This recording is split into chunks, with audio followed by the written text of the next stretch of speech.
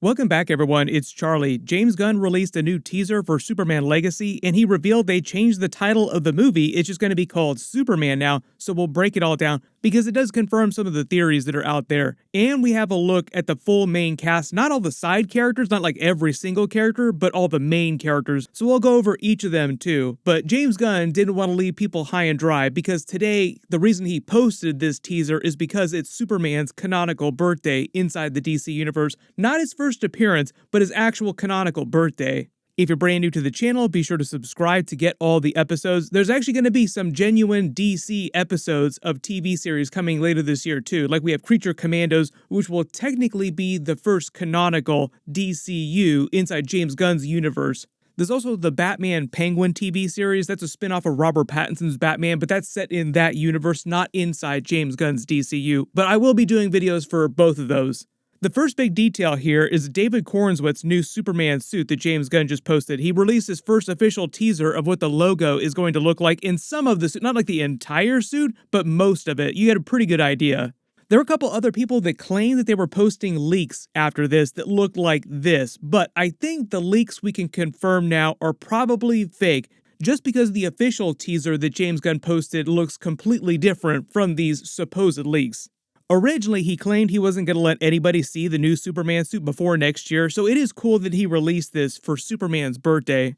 And as most of you have probably guessed, the snow on the logo is from the Fortress of Solitude in the Arctic. Like, they're filming scenes at the Fortress of Solitude when he was getting ready to post this. Like, oh, hey, we're filming this. Why don't we go ahead and post it because it's Superman's birthday?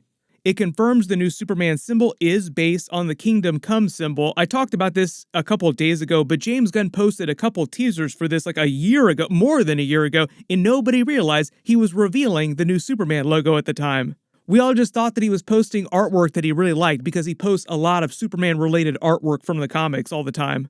At the time, he used Alex Ross's Kingdom Come art, and he confirmed in his post here that the logo, like the official logo here, is inspired by Alex Ross's version of the Kingdom Come suit. Minor change, though, is that it's the classic red and yellow, not the Kingdom Come black and red. I talked about this before too, but Brandon Routh's Superman literally wore the exact same suit during the Arrowverse Crisis on Infinite Earths. The minor change there is the actual suit itself was made of different material. It was smoother than David Corenswit's new suit, and for most of Crisis on Infinite Earths, he wore the actual Kingdom Come suit, like it was literally meant to be the Kingdom Come version of the suit. And yes, Brandon Routh's Superman during that was meant to be his version of Superman from his Superman movie, and in that Superman movie, like Superman Returns, he was canonically meant to be the Christopher Reeve version of Superman, just forward in the timeline. So technically he was Christopher Reeve Superman wearing the Kingdom Come suit.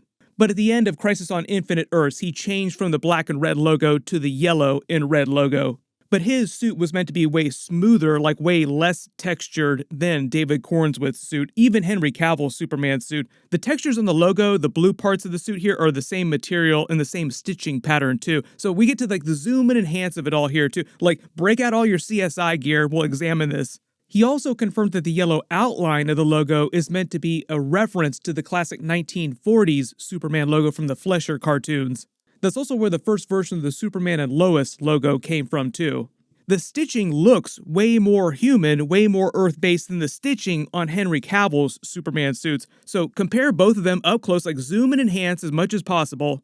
Notice the extra textures, the special symbols woven in.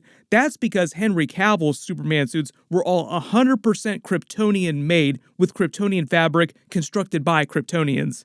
He got all of his suits from the Kryptonian ship, which was canonically meant to be one of his ancestors, like the House of L's ships during the Kryptonian Age of Exploration, per the mythology of Zack Snyder's DCEU. It had just been left on Earth for many thousands of years, so technically all the Superman suits that Henry Cavill wore were thousands of years old. That's also why his suits were so strong, like why you had to be either Kryptonian or just as strong as a Kryptonian to damage his Superman suits. And this kind of confirms that David Corenswit's Superman suit will have an origin story kind of like the older versions of Superman suits in the movies. Brandon Routh's Superman, Christopher Reeve Superman, because they are technically the same version of Superman. The same basic backstory of the suits in the Silver Age stories, like going way, way back in the comics. Superman's suits typically were made by his mother, Martha Kent, when he came into his powers and started using the Superman name in his 20s. Like he didn't show up to Earth in his pod with Superman suits ready to go, ready for him to wear. Martha Kent made the suit using the fabric and materials inside his Kryptonian pod. So the suit itself was always Kryptonian materials and super strong compared to Earth-based materials. It was just made out of repurposed Kryptonian materials after he grew up. They also got into the comedy behind this with All-Star Superman from the Grant Morrison run, which James Gunn has also posted. Like in the official announcement, he used All-Star Superman artwork when he was talking about the new Superman movie. During that story, they explained that they use a diamond stitching device to actually create his suit because the suit materials like the Kryptonian fabric was so strong. But the new David Cornswith suit does have a very homemade vibe to it. They also just did this during the Superman and Lois TV show. During season 1, like at the very beginning of the show, when he's wearing his original suit, he talks about how his mother basically made it for him. There you go, friend. Thanks. Cool costume. Thanks. My mom made it for me. This new logo is also the same one that he's wearing on My Adventures with Superman in that TV show. There are actually probably going to be a couple similarities in the plot of that show, and the way that he discovers his Kryptonian heritage is what's happening in the brand new movie, but we'll talk about that in future videos just because James Gunn hasn't completely revealed the new plot yet. During the movie, he will have a classic version of the Fortress of Solitude, not like a Kryptonian ship like in Zack Snyder's Man of Steel, but an actual Fortress of Solitude. So there'll be a lot of Kryptonian tech on Earth, and they kind of get into that during My Adventures with Superman in a slightly different way. Like, it's a bit of a different spin on that whole concept. But the next big reveal that James Gunn made was the actual title of the movie is now just called Superman. Plain old Superman. When he made the reveal, like the big announcement last year, posted the video, he was calling it Superman Legacy. Next up is the big one, the true beginning of the DCU. This is called Superman Legacy. This is being written by me. I'm in the middle of it. I'm having a great time doing it. And Superman will be released into theaters July 11th, 2025. The funny thing is that when he was posting this teaser of the official suit, he also revealed that he decided to make the title just Superman when he finished the final draft of the script, which was long before he posted that announcement video. I don't know why he waited this long to reveal the title was just Superman with no subtitle. Like, why not just announce the movie using the final title if you knew what it was at the time? And it kind of reminds me of the more classic Christopher Reeve Superman movie title. And a lot of the cast here are characters that were in that original Superman movie, giving it kind of an old-timey vibe without us actually seeing footage. Like, you have Otis, you have Miss Tessmacher, like just so many things just evoke the Christopher Reeve Superman movie. They just started actually filming footage, but they're filming on sound stages, so I don't expect there to be a ton of big suit leaks or costume leaks for the other major characters, but we'll see about that. Whatever they wind up releasing, of course I'll do videos about it. The other major cast that he revealed recently include these characters. Probably the biggest were Nicholas Hoult, going to look like this as his bald Lex Luthor. The change being that Jesse Eisenberg's Lex Luthor started with a full head of hair. They explain in the DCEU he lost it when he was arrested and thrown in Arkham Asylum at the end of Batman v Superman. And he was just going to stay bald for the rest of Zack Snyder's Justice League trilogy and then eventually Man of Steel 2. A couple years ago, Zack Snyder also revealed what the full plot of that Justice League trilogy was going to be. I did a full breakdown of that in detail, so I'll post a link for that down in the description below because it does get crazy. Right now, it seems just based on the way they're talking about Lex Luthor, the way James Gunn talked about him with Michael Rosenbaum, is that the new Lex Luthor Nicholas Hoult is playing will feel a little bit more like the character development and relationship with Superman, or at least as adults, that Michael Rosenbaum's Lex Luthor had in the Smallville series. You are the best Lex. Let's admit it. We know you're the best Lex. Come on, you're being funny. I'm not being funny. You're definitely the best Lex. Really? Definitely. Notice he also says that his Lex is probably the best Lex out there. We'll see if Nicholas Hoult can top that in the new Superman movie, because obviously we're just talking about the first new movie, and he's going to be the new Lex Luthor in all these new DC movies. This is going to be their new Tessmacher. This is going to be their new Otis. Now, Miss Tessmacher looks super hot, but does the look of the Otis character here not remind you of the classic Ned Beatty Otis from Superman 1978?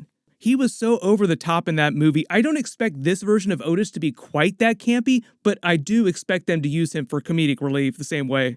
One of the big differences with Superman 1978 is that it was made during the 70s, obviously, and during the 1970s, most movies kind of leaned into camp humor in a much bigger way, just in general. A really good example of James Gunn's sense of humor is the Guardians of the Galaxy movies, like Nathan Fillion was just in Guardians of the Galaxy 3. Speaking of which, probably next biggest character is Nathan Fillion as Guy Gardner, Green Lantern. They haven't said too much about what's going on with Isabella Merced's version of Hawkgirl. I'm assuming because she's so young here, what's happened with Hawkman inside the DC, like James Gunn's universe, is that he died and was resurrected and doesn't remember his previous life. And that's why heading into the events of this movie, they're not currently together. Also, they literally just did the Hawkman character during the Black Adam movie with a completely different version. He's not coming back. So James Gunn probably just wants to give Hawkman a beat to rest. Like, they'll just put that character away in the closet for a second, then we'll bring him out and play with the toy pretty soon.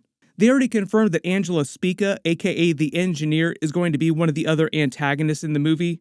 Everybody knows Metamorpho, Lois Lane, Jimmy Olsen. Some of the characters, like I said, their physical looks just kind of give you old school Superman vibes. Like there's an old-timey feeling remixed with a new modern-day look for the movie. But so far, all the really official stuff that we've seen, not the fake leaks or anything like that, all the official stuff looks pretty solid, so hopefully we'll get some more actual teasers. If there's any other details or Easter eggs you spotted in the brand new stuff that I didn't talk about in the video, just write them below in the comments. We'll get the new Batman Penguin TV show episodes and the Creature Commandos episodes later this year. Like I said, I will do videos for all that stuff. We probably won't see trailers for that stuff for at least a couple more months. And speaking of Henry Cavill's Superman, I literally just did a video for Henry Cavill coming to the Marvel Universe and playing a new character. Click here to learn about that, and click here to see Grant Gustin talk about coming back as the Flash in James Gunn's new DC movies. Thank you so much for watching, and I'll see you guys in the next one.